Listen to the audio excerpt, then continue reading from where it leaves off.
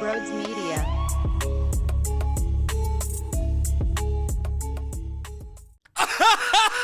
Man, when I tell you I've listened to John Tortorella's post-game press conference 8,000 times on repeat this morning, I stand by that. Now, what I think is happening is I am in so much pain and I am in so much discomfort that I am trying to get through this any way that I possibly can. And if I find humor and real toughness in the approach by Torts, and I actually do admire and love his tactic here, that's not always the case. I will rip Torts with the best of them, but I truly love and appreciate what he did post-game. I am feeling so uncomfortable looking at the standings that I'm laughing at other things. What do they call it? Something humor? What's the word? Where it's like sarcastic. You don't actually find it funny, but you think it's funny because you're in so much pain. That's where I'm at right now with this club. Morgan Frost, with 9 seconds to go in the third period against the Islanders, scores a big one, but then unfortunately, due to not being able to control the puck on his backhand, that Drysdale throws in around the slot area, 3-on-3, so plenty of ice. It's not as if there was 5 men out there and you're just throwing pizza deliveries up the middle. No, I mean, there's plenty of room, there's plenty of ice, and here's the turnover, just barely getting started in the overtime period, and before you know it, you lost another point. FEDOTOV was gross. Wow. I don't know how hockey becomes pressure when you deal with some of what he has dealt with in his life. If you're unfamiliar with the story, the poor guy got pretty much thrown into the military, forced to be in the Russian military, couldn't play hockey for a whole season. I don't think John Tortorella yelling at him is really going to scare him away, okay? He looked calm. He looked poised. He has to stop a breakaway seconds into his first NHL action. He looked comfortable, huge, big, poised. Dude, I am stoked to see what he can become. And I'm not going to throw shade at Urson. And I saw this question come in on the Anytime Hotline text board, so I might as well answer it now. It just kind of happened organically throughout the convo. I don't despise Urson. Does he get beat clean sometimes? Yeah. Is he super sharp? No, not really. When he's on, it's really good. But yeah, I mean, he's leaking oil a little bit. But it's not really his job, unfortunately, to be a number one goaltender on a playoff team right now in his career. And when I say on a playoff team, I'm talking about a bubble playoff team. It's not like he's got Kucherov, Stamkos, Victor Hedman, and the rest of the crew down in Tampa Bay playing as their forward lines, and then he can't hold his end of the bargain. I mean, you got to squeeze out games because you can't score on 5 power plays.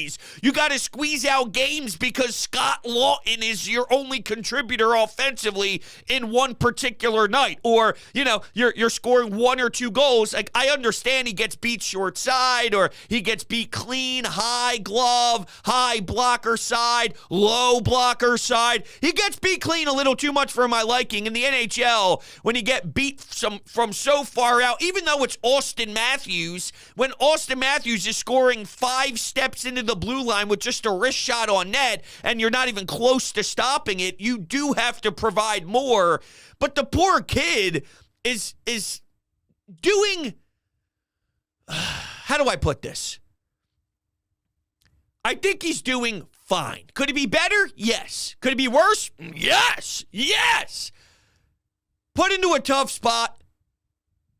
I think he does more positive than negative, but you can definitely upgrade the position on where he is now. Urson would be a phenomenal backup to a Carter Hart. That's a great role for him right now in his career.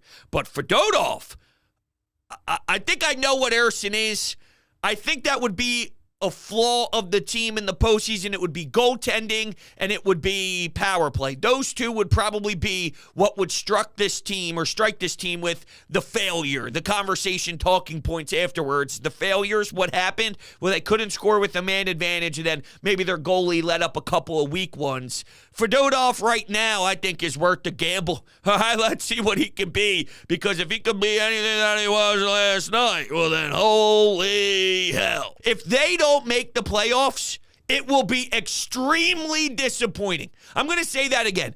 If they don't make the playoffs, it will be extremely disappointing. I don't want to hear, or I don't want to see anybody hide behind the fact that, well, they weren't supposed to be here. After 73 games of hockey, they were supposed to be here. It wasn't like they were good for 10 games. It wasn't like they were good for 7 games. They've been good for 73 games of the regular season or so. You are good. You're good. You're good enough to be third Metropolitan or first wild card team. You are good enough. After 70-plus games, there's a handful to go. If you let this slip, it will be extremely disappointing, and all of that momentum we would have felt that we were moving forward with would have been definitely hindered a tad. I mean, it just is what it is. More than a tad, it would be taken down a notch. You got to make the postseason. You have to do it. Doesn't do us any good. That's right, Torts. If you don't make the postseason, it doesn't do us any good. I think I just kind of made that work and made it make sense for my dialogue. But anyway, speaking of dialogue, I want to play the audio. It's 1 minute and 56 seconds. But I thought John Tortorella handled this thing perfectly. Calling his team soft, calling out players, not by name, but saying some have what it takes at this time of the year, others don't. All I know is if I was in the position and I was in that locker room and I heard my coach say these type of statements, I would be on 1,000 thinking about puck drop on Friday night. Man, I would be ready to go through a fucking wall, swear to God, to prove to this motherfucker that I can do it. That would be my mentality, right? Like, this motherfucker doesn't think I could play. This motherfucker doesn't think I could do it. And that's what Torts wants. That's what Torts is trying to get out of some of these young kids, is prove to me that I'm wrong. You don't get that tactic as much these days, but Torts is calling it like it is. He said his team played soft in the second period. He's not wrong, man. That second period against the Islanders was one of the worst second periods I've ever watched in hockey history. All right, so let's take a listen here. John Tortorella, 2-minute wild and beautiful press conference. John, it seemed like after Sandheim scores that goal early in the second period, you guys had all the momentum, and then things kind of came to a stop. What was your assessment of where things sort of... Soft. One guy played, the goalie. How encouraging is it that he came in like that cold and was able to... Terrific. He's the only guy that played. Is that pretty surprising? Considering you said, like, you trust your team, you don't have to tell them or remind them, and then they do that. You're finding things out here, okay, when these games are at a whole different plane, okay? It's still regular season, right? But it's a whole different plane. So we're finding things out. You talked after the last game about that was kind of what you felt like wasn't a great performance. Are you concerned at all that tonight it kind of lingered again, that you just said it was a soft game per se? Not the whole game and not the whole group. There are certain people that they don't have a clue how to play or just don't have it in them to play in these type of situations. Woo! And this is why I'm glad we're playing them. I'm glad because we have to figure things out as far as what we're going to become as a team here. That was embarrassing in the second period for the Philadelphia Flyer uniform, the way we played. Embarrassing. High marks as far as how we came back in the third. Some guys. With regards to Ivan, why did you make the decision to bring him in, and how impressed were you in his performance tonight? I wanted to bring him in. It just didn't look right with Urs, and I'm totally impressed. I put him in a hell of a spot. And he's the only goddamn player that played in the second period. You made any update on Sean Couturier? No. You guys now have a couple days off before you start back-to-back. Is that kind of what you were talking about over, some guys need some rest, or is that you just want? Yeah, we can talk about that too. Rest, this, that, the other thing. If you don't have enough balls to play in these type of games, rest doesn't do us any good. Doesn't do us any good. That's right, baby! Put the ball